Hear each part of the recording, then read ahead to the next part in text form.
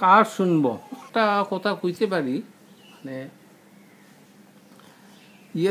ওই আমার শ্বশুরের পরিবারের সঙ্গে প্রথম সদস্যার সঙ্গে আমার পরিচয় হয়, তিনি হলেন শ্রীমতী নিয়তি ভট্টাচার্য।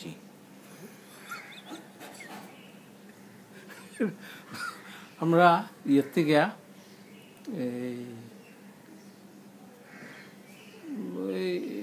মঙ্গলাচরণের পর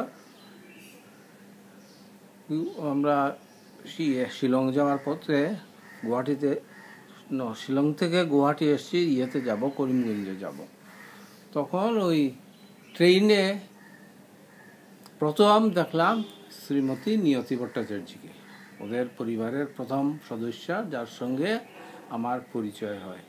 আর শ্রীমতী রেখা ভট্টাচার্যকে আমি বিয়ার দিনই দেখি, তার আগে আমি দেখি নাই।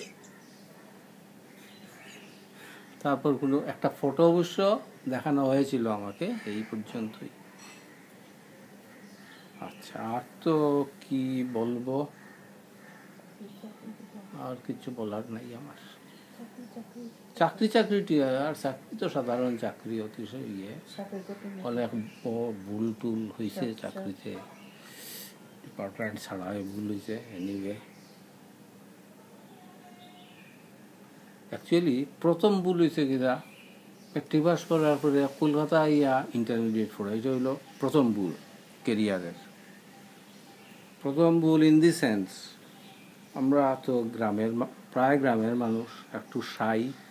এখানে অত বড় কলেজে ওই যা কলেজে ওই যতখান ওরা করছে, লেকচার দিয়ে শিখাইছে, অতখান ওই শিখছি। নিজের কিছু জানার ইচ্ছা হইলে শাইনেসের লিগে কোনো প্রশ্ন কইরা জানতাম পারছি না, কোনো প্রাইভেট টিউশন আসিল না, কাজেই যা হয়েছে কোনো মতে একটা ফার্স্ট ডিভিশন এই পাইছিলাম। তারপর আমি আবার গেলাম করিমগঞ্জে, গিয়ে বিএসসি পড়লাম।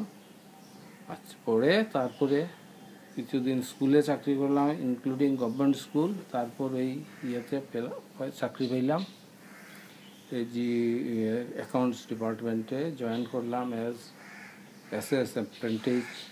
প্রথম ট্রেনিং নিলাম নাগপুরে, নাগপুর থেকে পোস্টিং শিলংয়েই তো মোটামুটি জীবন কাটাইলাম। তারপর মাঝখানে অবশ্যই গেলাম কোহিমাতে,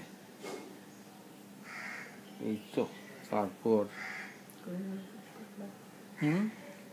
অফিস তো খুললাম কোহিমার আমি। তারপর কিছুদিন পরে আবার ব্যাক টু শিলং। তারপর এখান থেকে আবার নেপকোতে গেলাম। এখানে 3-4 বছর সাড়ে তিন বছর ওখানে থাকলাম। আবার শিলং প্যারেন্ট ডিপার্টমেন্ট। তারপর বছর খানেক করে আবার এইচপিসি, ওইখান থেকে ফাইনালি রিটায়ার করলাম। এই তো আশা করি।